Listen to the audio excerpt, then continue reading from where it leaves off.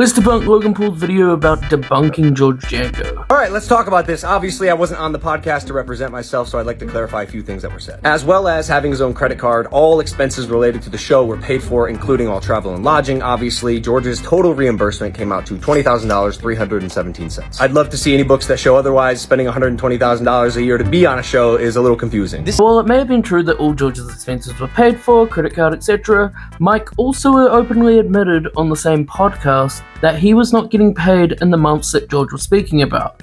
He wasn't speaking about the whole year like Logan claims. He was speaking about the time Logan himself openly mocked him for his religion.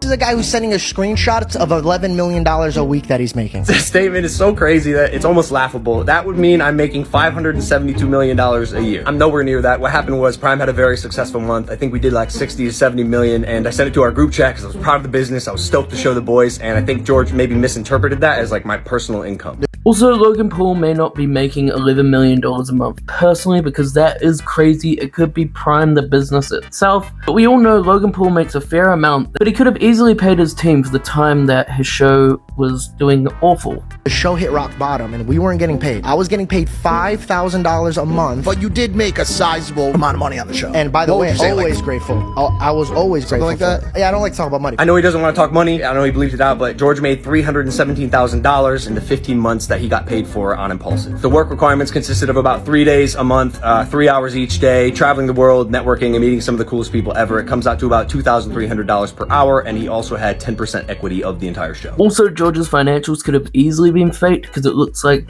Logan just put this on his iPhone notes, like he always does. He hasn't actually shown a statement of, this is what was coming in at the time, this is what was coming out at the time. What? Not you, not Caleb, not Kevin, not Dylan. Nobody fucking called me when I got fired. George did not get fired. He quit. I'll touch on that in a second, but after he quit, I called him frequently. I reached out. I wanted to reconcile the friendship. I invited him to my birthday party and WrestleMania and even my ranch a few weeks later. He chose not to come. He also unfollowed all the people he mentioned on Instagram, which is maybe why they didn't call him. I don't know. I can't speak for them, but he still does not follow them to this day. As for no one contacting him, I can't really speak on that because I don't know those people personally. George had unfollowed them, and he's still unfollowed them to this day, but it seems like Logan's team is very much on Logan's side because obviously they want to get paid. They're not going to disrespect their boss openly. Also, I want to mention George quit on his own accord, but that was basically after Logan openly bullied him. And then on my birthday, you guys shot 3 episodes so I couldn't show up. The 2 episodes he's talking about, not 3, were shot 4 days after George's birthday. His birthday's on January 3rd. We shot those episodes on January 7th. We were already in Vegas signing the UFC to Prime, and as we do, want to capitalize on the location and our use of time and energy and the guests in that city. George didn't come to work because he wanted to spend time with his family for his belated birthday, which I totally understand and we even praised. One of the things that I love about George, he prioritizes his family and friends over anything. Also, yes, Logan was right. They shot 2 podcasts on George's birthday, not 3.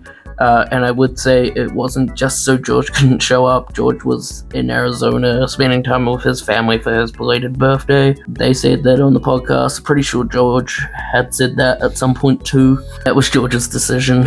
I got my show going, and then not only was I controlled and pushed around on Impulsive, but then Logan's making calls and directing my show. He told me that I couldn't take Celsius. So this is the big one. Making calls, trying to make it seem like I wanted to control his show is absolutely ridiculous. As you can see right here, I was like, hey, we got to get you Prime because I saw him drinking our competitor and he told me to call him. He was filming my reaction to tell me he took a deal with a competitor. I told him, please don't film, like I'd like to talk about this. I hope you're joking, by the way. The truth is, I thought it was a bad look that my best friend and co-host took a brand deal with our competitor without consulting me, asking me, giving us even a chance to match it before he signed the deal, because the audience that he's building, at least at the time, on his own podcast was being funneled directly from the podcast that I was building with him. I said, hey dude, I understand you need to make money. The entire text is right here that I sent him after our conversation, because I did understand his position if he needed to make money, but I thought it was also a little odd because he did make $317,000 in 15 months. Regardless, I did tell him I can't have him on Impulsive if he's going to take the deal with the competitor, but if after he makes the money he wants to come back to the podcast, he's more than welcome. And also, this is a two-way argument. Yes, it is bad that George took the deal with Celsius, but also Logan has said he would not pay him a dime to drink Prime on the show, and he did not also mention that when George asked him to help him, that Logan just said, go and ask your rich dad for some money. I mean, you don't bring family into that. That's a business situation. not friends giving each other shit. Hey man, where you're at, there's no room for you to grow. They won't let you grow. They will not let you grow. I thought saying that to Mike was a little crazy. He's grown a lot. He has 2.7 million subscribers since we met. He's a multimillionaire, a best-selling author. I tried as much as I could to help him get into those positions, and it's not entirely because of me. Mike is a phenom in his own right, and he capitalized on the platform that I gave him, which is awesome. Just like George is doing now. Mike does need to step away at some point because although he has created his own brand, his own businesses, not on Logan's accord, he is still, to this day, standing up for Logan Paul when he does not really need to do that. But I guess for some reason, he sees him as a proper friend.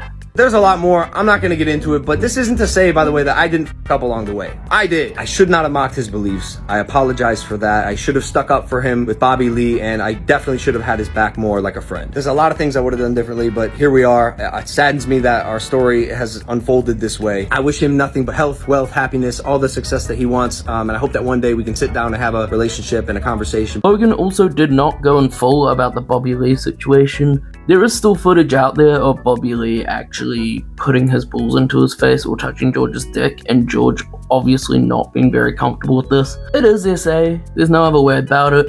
They weren't openly, proper friends, and that may have been a bit for Bobby in his comedy show, but to be honest, you just don't do that to someone you don't know when they've repeatedly shown discomfort towards that. George also said in the same podcast he has reached out to Bobby to try and discuss the situation. Bobby has not contacted him.